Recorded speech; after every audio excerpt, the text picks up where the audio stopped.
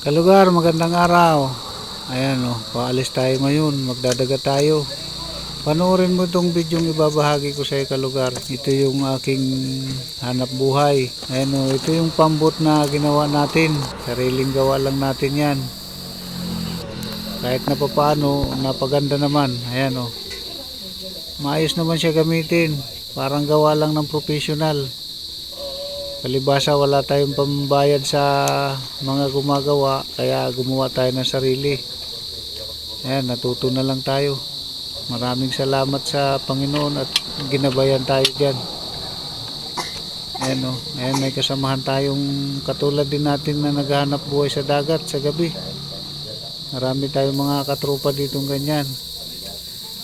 Sa mga hindi pala nakakalam ng lugar na to, nandito tayo sa Eastern Samar, kalugar.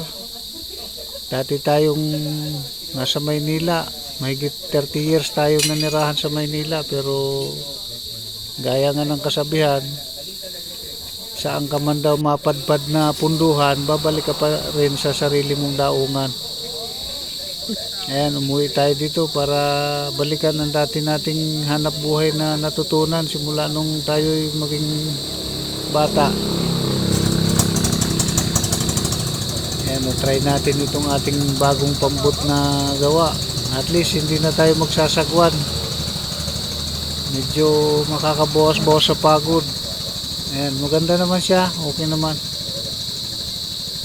Ayan, kalugar, panoorin mo kasi mayroon akong nahuling lapu-lapu dyan na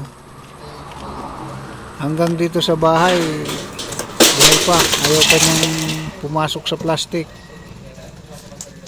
Ayan ang mga nahuli natin, kalugar.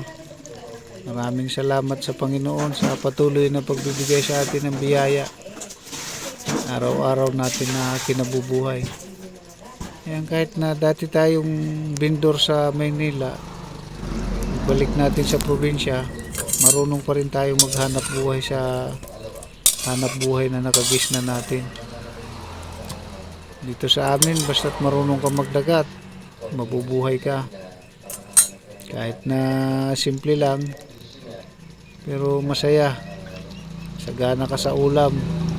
Hindi mo na problema yung ulam dito, hindi ka nabibili. Dahil makukuha mo ng libre yan, basta't marunong ka lang. Kaunting tiyaga, may katumbas na biyaya yan. Ayan, kalugar, lapu-lapu na nasa, sumasabit pa siya sa plastic, kumakagat. Ayaw niya pang magpabenta. Ayan o, maraming salamat sa